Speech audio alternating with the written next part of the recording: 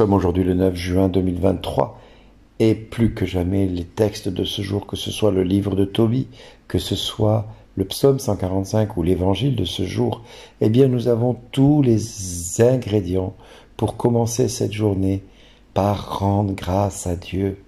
Nous avons ces textes qui nous poussent à le remercier de ce qu'il fait pour chacun de nous. Parce qu'il rend l'aveugle à Tobie père, parce qu'il permet à Tobie fils d'avoir une belle jeune femme qui s'appelle Sarah et qui va pouvoir ensuite profiter de tout l'argent et de toute la fortune de ses beaux-parents à leur départ.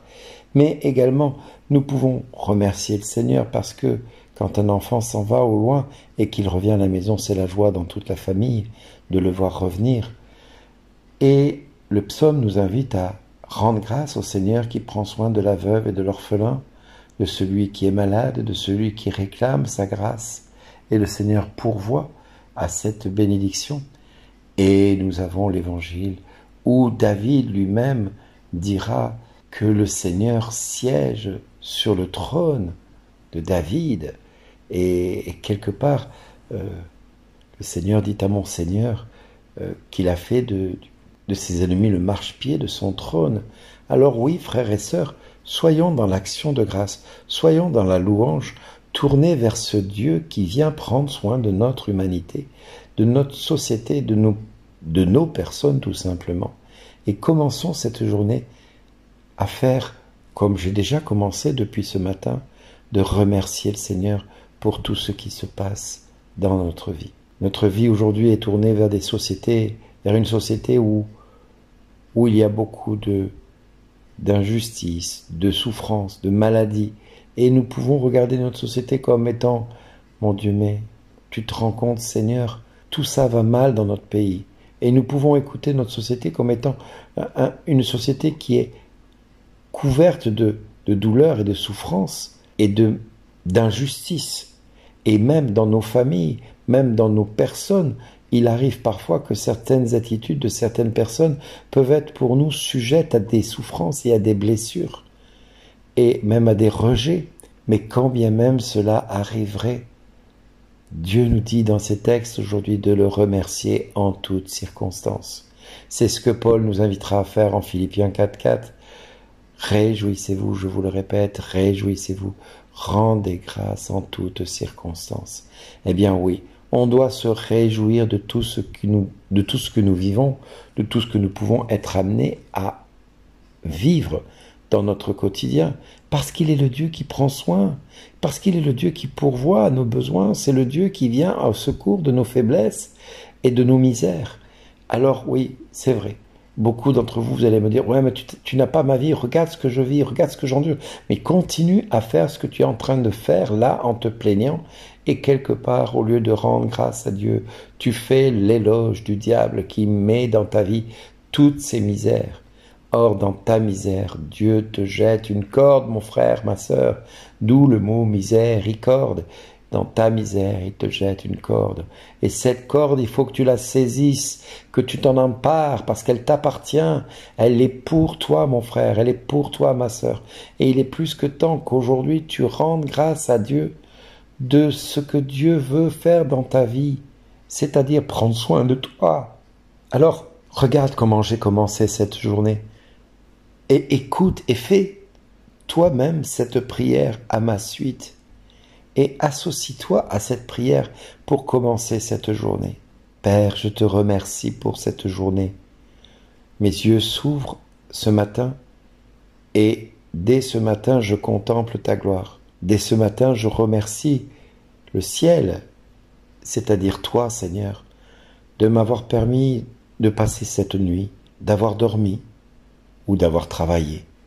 Je te remercie parce que cette journée me permet de prendre conscience que tout est grâce. Grâce parce que tu es présent dans chaque chose. Grâce parce que tu as vraiment permis que jusqu'à cette heure-ci où je m'adresse à toi, Père, tu me montres à quel point tu es précieux et à quel point je suis précieux pour toi. Parce que durant cette nuit, que je dorme ou que je travaille, que je sois éveillé ou que je sois endormi, mes poumons, mon cœur, mes yeux, Mon corps a continué à vivre naturellement. Et quand je dis naturellement, ça veut dire divinement, parce que rien n'a échappé à ton contrôle durant cette nuit. Alors oui, Seigneur, pendant cette nuit, mon cœur, mes poumons se sont remplis, mon cœur a battu, mes yeux aujourd'hui s'ouvrent sur cette nouvelle journée et je ne peux que contempler ta gloire parce que aujourd'hui tu m'appelles à te remercier pour tout ce que cette journée va comporter. Alors je te remercie pour cette nouvelle journée. Je te remercie parce que pour moi aujourd'hui tu vas organiser des rendez-vous divins.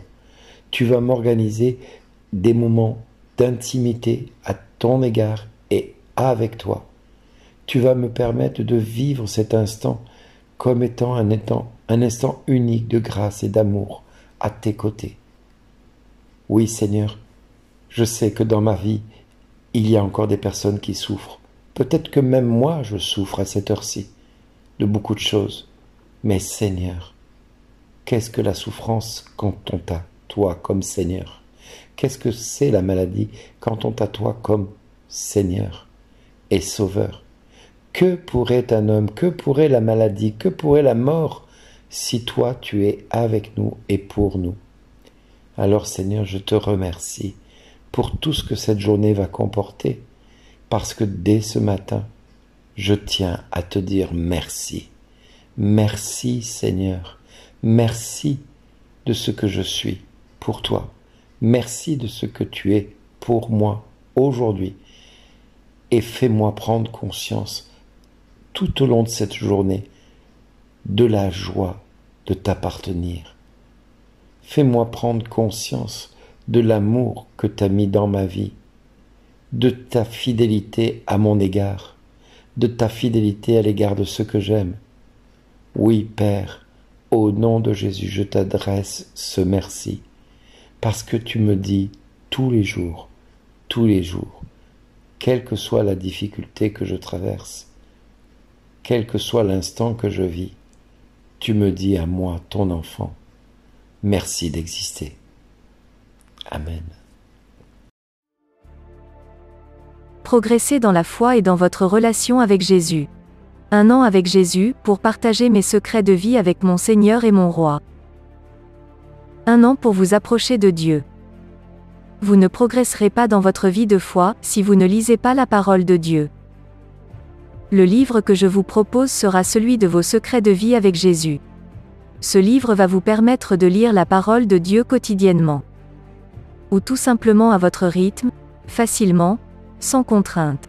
Entrez dans une nouvelle saison, entrez avec Jésus dans une relation intime. Jésus lui-même vous propose d'interagir avec lui. À travers ce livre Carnet secret, Jésus vous invite à vivre un chemin personnalisé, individualisé. Il vous parlera personnellement, se révélera à chacun de vous, et vous inondera de sa lumière.